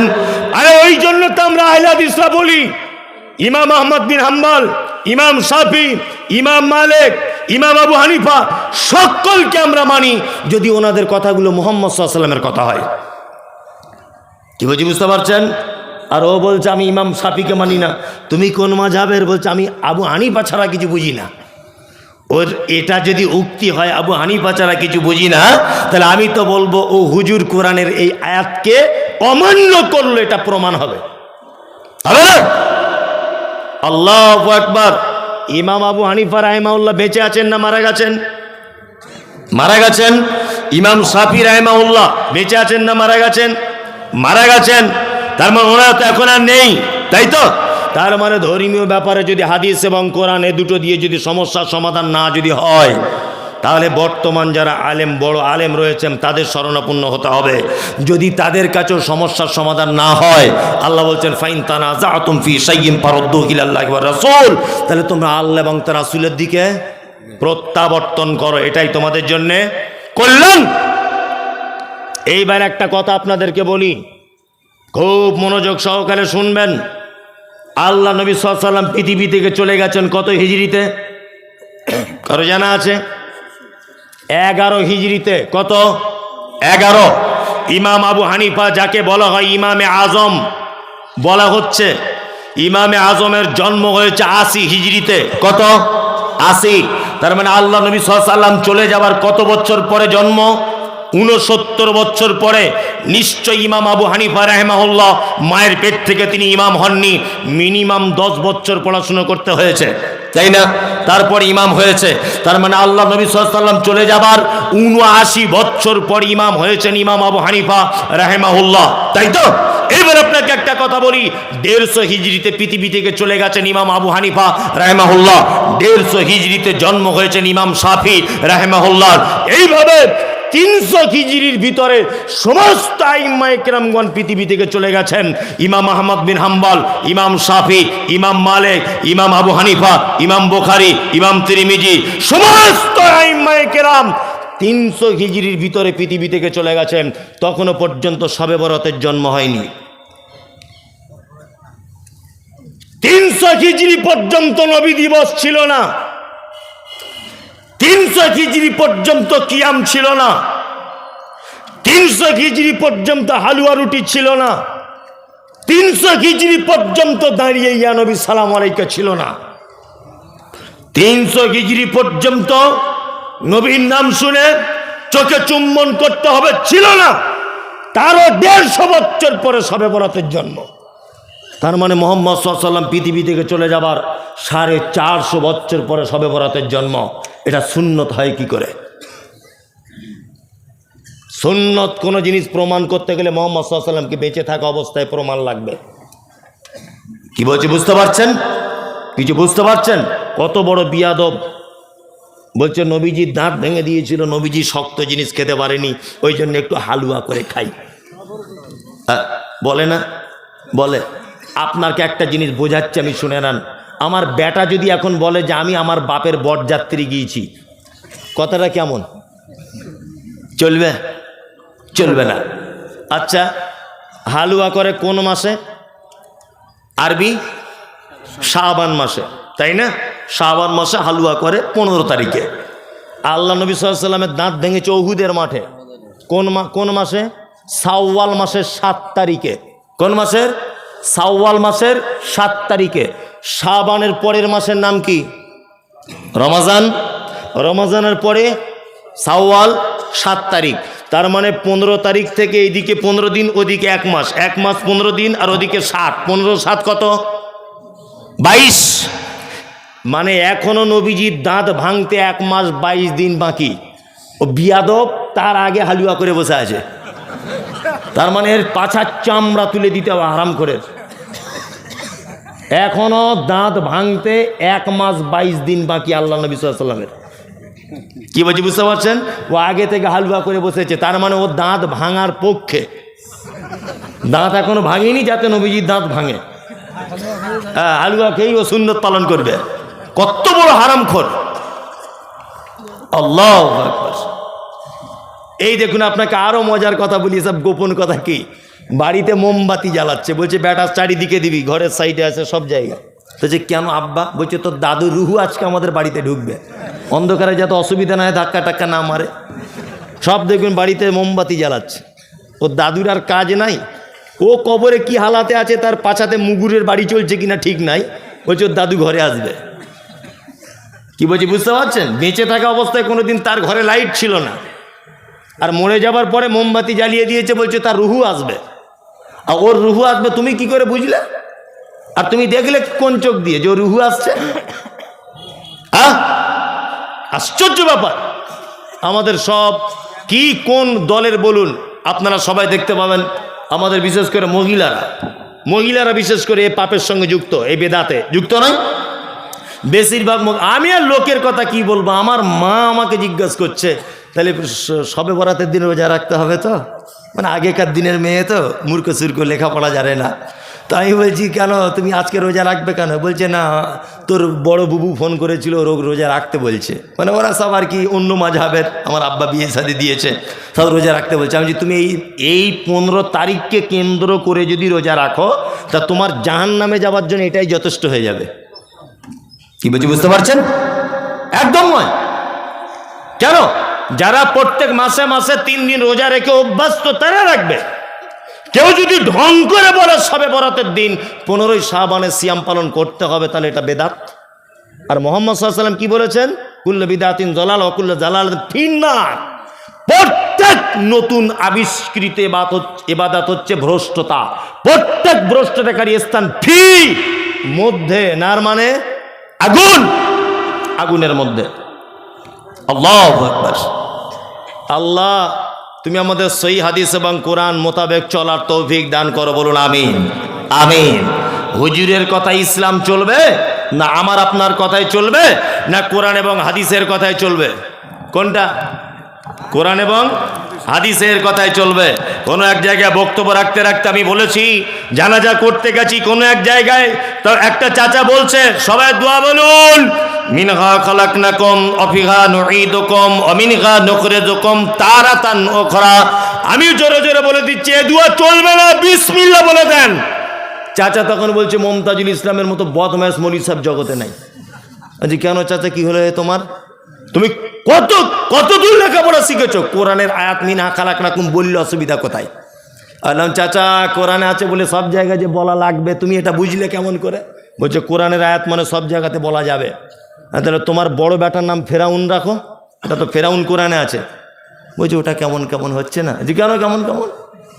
তোমার বড় বেটার নাম রাখতে পারতে ফেরাউন, ছোট বেটাটার আবুল আহাব রাখতে পারতে।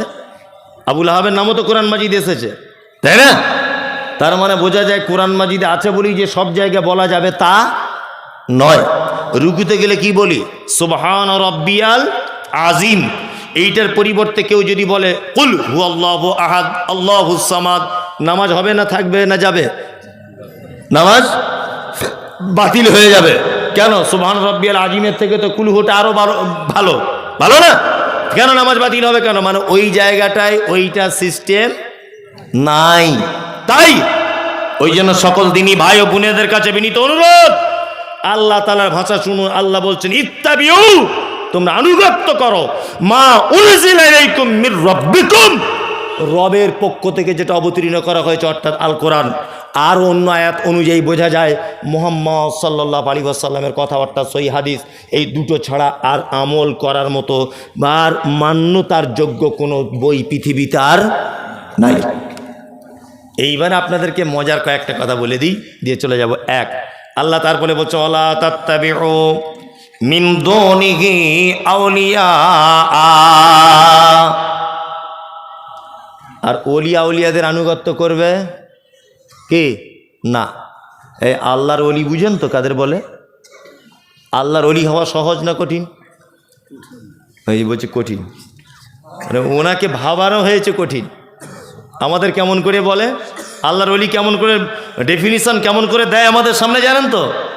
ও ভাইরা, ও মায়েরা, অমুক জায়গার একটা আল্লাহর ওলি ছিল, 30 বছর বিয়ে শাদী করেনি, গোপগুলো বড় বড়, এত আল্লাহর প্রেমিক ছিল। সে এক অজুতে আজকে 30 বছর এশার নামাজে অজুতে ফজরের নামাজ পড়তো। আর কি করতো না, তার একটা ডান পাটা গাছের ডালে এরকমভাবে ঝোলানো থাকতো। এত বড় আল্লাহর ওলি। ও বন্ধুরা, আমাদের অমুক জায়গার একটা বড় অলি ছিল, এত বড় আল্লাহর অলি, সুন্দরবন বেড়াতে গেছে। নৌকায় করে যখন যাচ্ছে আল্লাহর অলি, তখন একটা বাঘ এসে নৌকাতে ঝাঁপ দিয়ে পড়েছে খাবে বলে। অলি তখন বলছে চাই বিয়াদব কোথাকার, আমি আল্লাহর অলি আর আমাকে খেতে এসেছিস? বাঘ তখন বলছে হুজুর নমস্কার, আপনি যে পীর সাহেব আমি ব্যাপারটা বুঝতে পারিনি। নিয়ে বাঘ চলে গেল জঙ্গলে। এত বড় আল্লাহর অলি ছিল। আল্লাহর অলি জঙ্গলে নদীতে যেতে যেতে দেখছে বাঘ নদীর মাঝখানে এইরকমভাবে হাত জোর করে নৌকার সামনে দাঁড়িয়ে বলছে হুজুর আমাকে ক্ষমা করে দেন, আপনি না ক্ষমা করলে পৃথিবীর কেউ ক্ষমা করবে না। পাবলিক বলছে না রে তকবীর আল্লাহু আকবার। মনে মনে বলছি যে বক্তার পাছার চামড়া তুলে দিতে হবে আর শ্রোতার সব জল বিচ্যুতি লাগিয়ে দিতে হবে। কি বলছি বুঝতে পারছেন না? আরে বাঘ কোনোদিন নদীর সামনে হাত জোর করে দাঁড়াতে পারে? পারে? আল্লাহ, মিথ্যা কথা। আল্লাহর অলি সম্পর্কে আমাদের কেমন ধারণা দেওয়া হয়েছে? আমাদের ধারণা দেওয়া হয়েছে ওলি বাবা, অলি মানে সাংঘাতিক ব্যাপার, বিয়ে শাদী করা যাবে না, মেয়ে ছেলের কাছে থাকা যাবে না, গোপ কাটা যাবে না, মাথায় বড় বড় চুল উকুন থাকতে হবে, এমন গায়ে গন্ধ হতে হবে যেন কেউ সাইডে না টিকতে পারে। এইসব আল্লাহর অলিদের ডেফিনিশন আমাদের কাছে, তাই না? হচ্ছে কি হয় না? আপনাকে কি বলবো আপনাকে? ইমাম আবু হানিফা রাহেমাহুল্লাহ নিশ্চয় একজন ভালো মানুষ ছিলেন, ঠিক আছে? উনি কত বড় আলেম এটা আমি বলছি না, তবে উনি মানুষ হিসাবে খুবই ভালো মানুষ ছিলেন, ইমাম হিসাবে খুব ভালো মানুষ, খুব যোগ্য মানুষ। ওনার উপরে আমার শ্রদ্ধা ভালোবাসা। কিন্তু ওনার মুরিদেরা, ওনাকে যারা ভালোবাসেন, ওনার ব্যাপারে এত মিথ্যা কথা বলেছে, সব আমার কাছে প্রমাণ আছে, বিনা প্রমাণে কথা বলছি না। এখন যদি আমার গাড়ি থেকে বইগুলো আনতে বলি তাহলে তো জলসা জমে যাবে। কি বললাম বুঝলেন? ইমাম আবু হানিফার ব্যাপারে বই লেখা হচ্ছে, ওনার জীবনী। কি বলছে? তিনি যখন জীবনের শেষবার হজ করতে গেছেন, শেষবার, তখন কাবায় দাঁড়িয়ে আমার দিকে ফিরুন এরকম। আচ্ছা বলুন তো, এইভাবে একটা মানুষ কতক্ষণ দাঁড়িয়ে থাকতে পারে এক ঠাঙের উপরে? 2 মিনিট থাকবে? থাকবে না তো 10 মিনিটই থাকবে। তো ওনার শাগরেদেরা লিখছে যে উনি এক পায়ে দাঁড়িয়ে কাবা শরীফের সামনে রেখে 3 বার কোরআন খতম করে তবে রুকুতে যেতেন। আচ্ছা সম্ভব এটা? এক পায়ে দাঁড়িয়ে 3 বার কোরআন খতম করা সম্ভব? সম্ভব নয়। ওনার ব্যাপারে বই লেখা হচ্ছে মিথ্যাভাবে। উনি ভালো মানুষ ছিলেন। কি বলছে? 99,000 বার চামড়ার চোখ দিয়ে আল্লাহকে দেখেছে। বলছেন কি বলছি বুঝতে পারছেন না? ওনার ব্যাপারে বলা হচ্ছে, কি বলা হচ্ছে? বলছে উনি যখন রমজান মাসে তারাবি পড়াতেন, প্রত্যেক রেখাতে একবার করে কোরআন খতম করতেন। আচ্ছা প্রত্যেক রেখাতে একবার কোরআন খতম করলে মিনিমাম তো 1 ঘন্টা তো লাগবেই। আপনি মোবাইলেও যদি শোনেন কতক্ষণ লাগবে? 1 ঘন্টা। তার মানে 1 ঘন্টা যদি এক রেখাতে লাগে, তা উনি 20 রেখাত পড়েন, 20 ঘন্টা, তাই তো? আর তাহলে সকাল হয়ে যাবে নাকি আর থাকবে রাত? হ্যাঁ, আশ্চর্য ব্যাপার। এই সব ব্যাপার ওনার ব্যাপারে বলা হচ্ছে, আর বলছে না রে তাকবীর আল্লাহু আকবার। মানে বক্তাও মানে যেমন, শ্রোতাও তেমন। আল্লাহর ওলি। আপনাদেরকে মজার কথা বলি, আল্লাহর ওলি হওয়া পৃথিবীতে যত কাজ আছে সব থেকে সহজ। ওলি মানে 2টি কথা বলে দিই। ওলির 1 নম্বর মানে হচ্ছে অভিভাবক। আল্লাহ বোঝাতে চাইছেন অলা তাত্তাবিউ, তোমরা আনুগত্য করো না, মেনে চলো না, মিন দুনিহি, আমাকে ছাড়া, আউলিয়া, ওলি আউলিয়াদের, তাই তো? ওলি 1 বচন, আউলিয়া বহু বচন। ওলির শব্দের অর্থ হচ্ছে অভিভাবক। আচ্ছা অভিভাবক কাকে বলে এটা আপনারা জানেন তো? অভিভাবক, আমার বেটা আছে বেটি আছে, এই দুজনের অভিভাবক কে? আমি মমতাজুল ইসলাম। আমার বেটা জুতো ছিঁড়ে গেছে, চাইবে কার কাছে? আমার কাছে। আমার বেটা স্কুলে যাবে, পয়সা চাইবে কার কাছে? আমার কাছে। আমার বেটির স্কুল ব্যাগ নেই, চাইবে কার কাছে? আমার কাছে। অভিভাবক মানে তার অধীনে থাকা প্রত্যেক মানুষের দায়িত্ব তার হাতে, তাই না? আল্লাহ, আমরা কার অধীনে থাকি? আল্লাহর অধীনে থাকি। আল্লাহকে বাদ দিয়ে অন্য কোনো মানুষের অধীনে যেতে যাব? একদম নয়। এইবার আপনাদেরকে একটা কথা বলি, আমাদেরকে ওলি 2 প্রকারের। কয় প্রকার? 2। এক হচ্ছে পরবর্তীতে ওলি, এক পূর্ববর্তীতে ওলি। ভালো করে বোঝার চেষ্টা করবেন। পরবর্তী ওলিকে, পরবর্তী ওলি হচ্ছে ইমাম আবু হানিফা, খাজা মঈনুদ্দিন চিশতি, ওই আল্লামা রুহুল আমিন সাহেব, ওই ফকির সাহেব, ওই ন্যাংটো বাবা, ওই দরগা বাবা, ওই গাছতলায় থাকে ছিকল বাবা, তালা বাবা, এরা হচ্ছে মানে পরবর্তী ওলি, তাই না? আমরা ওয়াজ মাহফিলে, জলসাতে শুধু এদের জীবনী বলতে বলতে টাইম সব শেষ। অর্থাৎ পূর্ববর্তীতে যারা ওলি ছিল, হযরত আবু বকর, হযরত ওমর, হযরত আলী, হযরত উসমান রাদিয়াল্লাহু তাআলা আনহুম আজমাইন, এরা আল্লাহর ওলি ছিল না? ছিল কি ছিল না? ছিল। আমরা জীবনী যদি বলতে হয়, আশ্চর্য ঘটনা যদি মানুষের সামনে আল্লাহর ওলিদের যদি পেশ করতে হয়, আমরা আবু বকরের জীবনী থেকে বলবো, ওমরের জীবনী থেকে বলবো, উসমানের জীবনী থেকে বলবো, আমরা আলীর জীবনী থেকে বলবো। আরে খাজা মঈনুদ্দিনের জীবনী শুনে আমার বাপের লাভ কি?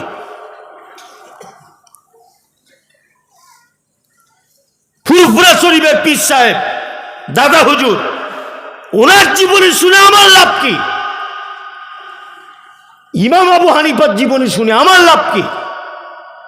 কোনো লাভ নেই। 3 ঘন্টা ধরে বক্তব্য রাখছে শুধুমাত্র খাজা মঈনুদ্দিন চিশতি জীবনী দিয়ে। কে বলেছে বক্তব্য রাখতে খাজা মঈনুদ্দিন চিশতির জীবনী দিয়ে? এই জীবনী শুনলে কোনো নেকি হবে? 10 পয়সা নেকি নেই। পৃথিবীতে 4 শ্রেণীর মানুষ আল্লাহ তাআলার পক্ষ থেকে প্রাইজ প্রাপ্ত।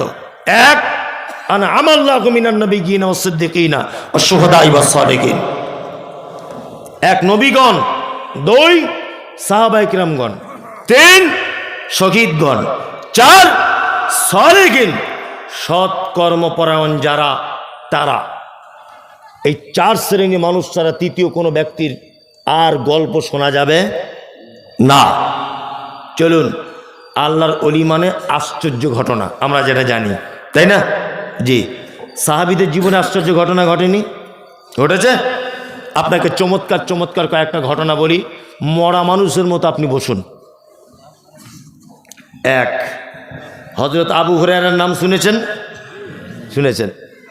আল্লাহ নবী সাল্লাল্লাহু আলাইহি ওয়াসাল্লামের সাথে পেয়েছিলেন মাত্র 3 বছর। কত বছর? 3 বছর। সব থেকে বেশি হাদিস বর্ণনা করেছেন কে? আবু হুরায়রা, তাই না? হাদিসের পাতা উল্টালে আনাবি হুরায়রাতা, আনাবি হুরায়রাতা, আনাবি হুরায়রাতা, সব জায়গাতে।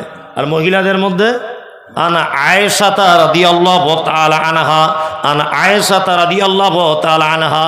মহিলা সাহাবিয়াতদের ভিতরে আয়েশা, আর পুরুষদের ভিতরে আবু হুরায়রা অধিক হাদিস বর্ণনা করেছেন, তাই তো? চমৎকার ঘটনা, আপনার গায়ের লোম খাড়া হয়ে যাবে শুনলে। হযরত আবু হুরায়রা বলছেন, আমি নতুন ইসলাম কবুল করলাম, নতুন ইসলাম কবুল করলাম। আসহাবে সুফফাতে বসবাস করতাম। কোথায়? আসহাবে সুফফাতে। আসহাবে সুফফাদের খাওয়া দাওয়া কিছু থাকতো না। অন্যান্য সাহাবীরা হাদিয়া দিলে খেতেন, না তো চুপচাপ মেরে বসে থাকতেন। তো হযরত আবু হুরায়রা বলছেন, এত খিদা লেগেছে একদিন, আর থাকতে পারলাম না। আল্লাহ নবী সাল্লাল্লাহু আলাইহি ওয়াসাল্লাম মেম্বারে যেখানে খুতবা দিতেন, ওখানে পেটের সাথে এরকম পেট লাগিয়ে চুপচাপ মেরে বসে আছেন। কে? আবু হুরায়রা। উনি ভাবছেন যে এখানে বসে দেখো তার কাজ নাই, খাওয়া দাওয়া পাবো না, একটু রাস্তার দিকে যাই। আবু হুরায়রা রাস্তার দিকে বার হলেন। বার হয়ে রাস্তাতে বসে আছেন, মনে মনে ভাবছেন কোনো মানুষের কাছে তো ডাইরেক্ট খাবার চাওয়া যাবে না, নবী সাহাবী বলে কথা, ডাইরেক্ট চাওয়া যাবে? যাবে না। হযরত আবু হুরায়রা মনে মনে ভাবছেন যে কোনো একটা কৌশলে কিছু চাইতে হবে। রাস্তা দিয়ে আসছেন কে? হযরত ওমর। তা আবু হুরায়রা বলছেন, ওমর ভাই, কোরআনের এই আয়াতটা সম্পর্কে একটু বলে দেন তো। আবু হুরায়রা ভাবছেন, আমি ক্ষুধার্ত, একদিন দুদিন খাওয়া হয় না, এরকম মানুষকে চোখ মুখ দেখলে একটু বোঝা যায় না, যাবে। ওমর বিচক্ষণ মানুষ, হয়তো আমার দিকে দেখলে বুঝতে পারবে যে ক্ষুধার্ত। হযরত ওমর কি করলেন? আবু হুরায়রার দিকে তাকালেন, কোরআনের আয়াতটা বললেন, চলে গেলেন। আবু হুরায়রা মনে মনে ভাবছেন, তাহলে চালাকি আর কাজ হলো না, চালাকি আর কাজ হলো না। দ্বিতীয়বার আসছেন কে? আবু বকর সিদ্দিক রাদিয়াল্লাহু তাআলা আনহু। তিনি আসছেন। হযরত আবু হুরায়রা একই ঘটনা, আবু বকরও বুঝতে পারলেন না, চলে গেলেন। তৃতীয়বারে এসছেন কে? বিশ্ব নবী জানাবে রাসূলুল্লাহ সাল্লাল্লাহু আলাইহি ওয়াসাল্লাম এলেন। আসার পরে আবু হুরায়রার দিকে তাকিয়ে মুচকে হেসে বলছেন, আবু হুরায়রা কি খবর? কি খবর? খিদে পেয়েছো তাই তো? চলো আমার সাথে চলো। আবু হুরায়রা নিজে বর্ণনা করছেন, আল্লাহ রসুল হাঁটছেন, আমি আল্লাহ রসুলের পিছনে পিছনে হাঁটছি। আল্লাহ রসুল বাড়ির ভিতরে চলে গেলেন। যাওয়ার পরে আমার জন্য বলছেন, আবু হুরায়রা, আরে বরকতের খাবার হাদিয়া চলে এসেছে আজকে। আল্লাহু আকবার। কি? 1 পেয়ালা দুধ। আবু হুরায়রা মনে মনে ভাবছে, 1 পেয়ালা দুধে তো আমার পেটের এক কোনায় পড়ে থাকবে। আল্লাহ নবী বলছেন, আবু হুরায়রা এক কাজ করো, আসহাবে সুফফাতে যতজন সাহাবী আছে সব সাহাবীকে ডেকানো যাও। আবু হুরায়রা তো মন আরো খারাপ, 1 পেয়ালা দুধ, আল্লাহ রাসূল আবার আমাকে না দিয়ে আবার অন্যান্য সাহাবীদেরকে ডাকতে বলছেন, এ কেমন কথা? কি বললাম বুঝলেন? কেউ কেউ মত প্রকাশ করেছে যে আসহাবে সুফফাতে তখনকার দিনে প্রায় 150 জনের কাছাকাছি সাহাবী ছিল, তবে এ মত সঠিক নয়। কি বললাম বুঝলেন? 150 জনের কাছাকাছি, 150 জন বাদ দেন, 50 জন ধরুন সাহাবী। নবীজি বলেছেন, আবু হুরায়রা তো দেরি করতে পারছেন না, চট জলদি চলে গেলেন। আসহাবে সুফফা সব সাহাবীকে আনলেন। আল্লাহ নবী সাল্লাল্লাহু আলাইহি ওয়াসাল্লাম আসহাবে সুফফা সাহাবীদেরকে আনলেন বাড়িতে ডেকে, আর পেয়ালাটা আবু হুরায়রাকে দিয়ে বললেন, সবাইকে একবার একবার করে পান করতে বলো। আবু হুরায়রা একজনকে যখন পেয়ালা দিয়েছে, মনটা খুব খারাপ, যে আল্লাহ রসুল যদি আমাকেও প্রথম পেয়ালাটা দিত তবু এক হতো, এই যা কেস, তাহলে আমি আর দুধ পাবো না। আবু হুরায়রা বলছেন, এক এক করে দুধ আমি পান করাতে লাগলাম। একদম সহি হাদিস এটা। এক এক করে সব সাহাবীর দুধ পান করা হয়ে গেল। আল্লাহ রসুল এবার আবু হুরায়রাকে বলছেন, আবু হুরায়রা তুমি দুধ পান করো। আবু হুরায়রা তখন খুব লোভে লোভে আর কি দুধ পান করছেন। দুধ পান করে পেট ভর্তি। তখন আল্লাহ রসুল সাল্লাল্লাহু আলাইহি ওয়াসাল্লাম আবার বলছেন, আবু হুরায়রা আবার পান করো। আবু হুরায়রা বলছেন, আল্লাহ রসুল আমার তো আর পজিশন নাই। আবু হুরায়রা আবার একটু পান করলেন। আল্লাহ রসুল বলছেন আবু হুরায়রা আবার করো। আবু হুরায়রা বলছে আল্লাহ রসুল আর কোনো মতেই জায়গা খুঁজে পাচ্ছি না, পেটে আর জায়গাই নাই। কি বলছি বুঝতে পারছেন না? আল্লাহ নবী সাল্লাল্লাহু আলাইহি ওয়াসাল্লাম নিজে দুধ পান করলেন। এবার আপনাকে আমি বলছি, এক পিয়ালা দুধ 100 থেকে 150 জন মানুষ খাওয়া সম্ভব না অসম্ভব? আল্লাহ চায় সম্ভব, ওটা আলাদা বিষয়। দুনিয়াবি দৃষ্টিতে সম্ভব না অসম্ভব? অসম্ভব। প্রথমত কথা মনে রাখতে হবে যে এটা নবীজির একটা মুজিজা। 1 2 এই ঘটনা থেকে শিক্ষা নেন। 2 নম্বর শিক্ষা কি? সাহাবীদের ভিতরে এবং নবীজিদের ভিতরেও অলৌকিক কিছু ঘটনা ঘটে ছিল। নাম্বার 3, মুহাম্মদ সাল্লাল্লাহু আলাইহি ওয়াসাল্লামের চরিত্রে দেখুন। আল্লাহর নবী তো চাইলে, তখনকার দিনে তিনি নেতা, নেতা না নেতা, তখন তিনি চাইলে তো ঘরের ভিতরে টুক করে দুধটা পান করে নিয়ে আবু হুরায়রাকে বলতে পারতেন ঘরে কিছুই নাই, বলতে পারতেন না? নতবা এটা তো করতে পারতেন, নিজে পান করতেন, আবু হুরায়রাকে পান করতেন, দিয়ে শেষ করে দিতেন, তাই না?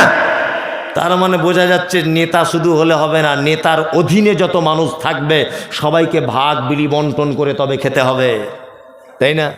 আমাদের নেতারাও তাই করে তো, তাই করে। পায়খানা ঘরের টাকা মেরে খেয়ে নিয়েছে, আশ্চর্য ব্যাপার। হ্যাঁ, সরকার পায়খানা ঘরের জন্য টাকা দিয়েছে 3000, ওতেও দেখছি ও মোটামুটি খেয়ে নিয়েছে 900 টাকা, 2500। আশ্চর্য। গরিব মানুষের একটা ঘর এসেছে, গরিব মানুষের, সরকার টাকা দিয়েছে, ও আবার রাতের অন্ধকারে গিয়ে বলছে 10,000 যদি না দিবি তোর নাম কেটে ফটিকের নাম তুলে দিব। ও ভয় করছে যে 1 লাখ টাকা গরিব মানুষ পাবো, এখন যদি আমার নাম কেটে দেয় তাহলে বিপদ। কি বলছি বুঝতে পারছেন না? ও ভয়ে ভয়ে 10,000 টাকা মেরে দিয়েছে। কি বলবো আপনাকে, আল্লাহু আকবার। এরকম নেতা পশ্চিম বাংলাতে আছে। একজন মানুষ মর্মান্তিক অবস্থা, মারা যাচ্ছে, নার্সিংহোমে নিয়ে যাওয়া হলো, তা নার্সিংহোমে ভর্তি নিচ্ছে না। কোনো একজন নেতা ফোন করে দিয়েছে যে ভর্তি নেন, এটা আমার রুগী। যখন নার্সিংহোম থেকে বার হচ্ছে রুগী, বিল হয়েছে 30,000। গরিব মানুষ দিতে পারছে না, যে আমি দিতে পারবো না, 30,000 আমার পক্ষে সম্ভব নয়। তখন নার্সিংহোমের মালিক বলছে আপনি যদি ডাইরেক্ট আমাকে ফোন করতেন তাহলে ওটা 20,000 হয়ে যেত। আপনি যাকে দিয়ে ফোন করিয়েছেন ওর জন্য 10,000 রাখতে হবে যে। এই হচ্ছে নেতার চরিত্র। এরকম নেতা আছে? আল্লাহু আকবার, আল্লাহু আকবার। এটা আমাদের নেতাদের চরিত্র। আমি পৃথিবীতে এরকম নেতা দেখিনি যে জোর করে বলে আমার টিকিট না দিলে পার্টি পরিবর্তন করে দিব, আছে না? আল্লাহ, এই তো পঞ্চায়েত ভোটে প্রধান হবে, একটা গ্রামের মেম্বার হবার জন্য 10 লাখ 15 লাখ টাকা দিয়ে টিকিট কিনেছে, কিনেছে না? কেন এত টাকা দিয়ে টিকিট কিনতে হয় কেন? মানুষ বুঝে না? আগে আন্ডার প্যান্ট পরে ঘুরতে, এখন বুলেট গাড়িতে ঘোরে। টাকা কি ওর ছাপাখানা, ওর বাপের কল আছে? মানুষ বোঝে না। আগে ওকে মানে কেউ চিনত না ওকে, আগে বাজারের লোক। এখন 4 চাকা গাড়ি করে ঘুরছে, মানুষ বুঝে না এগুলো টাকা কোথা থেকে আসে। ও কি, কোন প্রফেসর, কোন কলেজে চাকরি করে, এত টাকার মালিকও বর্তমানে। হ্যাঁ, এই করছে নেতার চরিত্র। আর আমরা মানুষ এই নেতাদের ব্যাপারে ভোটের আগে কি স্লোগান দিই? আমাদের নেতার চরিত্র ফুলের মতো পবিত্র, এবার ভোটে জিতবে কে অমুক ছাড়া আবার কে। তুমি যে নেতার সার্টিফিকেট দাও তার চরিত্র ফুলের মতো পবিত্র, ও সকালে একরকম কথা বলে, বিকেলে আর এক রকমের বলে। বড় ভাইকে একরকম কথা বলে, ছোট ভাইকে একরকম, নিয়ে ঝামেলা লাগিয়ে দেয়। বিচার করার সময় দুজনের কাছে টাকা খেয়েই বলে তোর পক্ষেই রায় দিয়ে দেবো। এই হচ্ছে বর্তমান অবস্থা, অবস্থা নয়? অথচ বিশ্ব বরেণ্য মুহাম্মদ রাসূলুল্লাহ সাল্লাল্লাহু আলাইহি ওয়াসাল্লাম নেতার চরিত্র, 1 পেয়ালা দুধ ভাগ বিলি বন্টন করে খাচ্ছেন। কি বললাম বুঝলেন?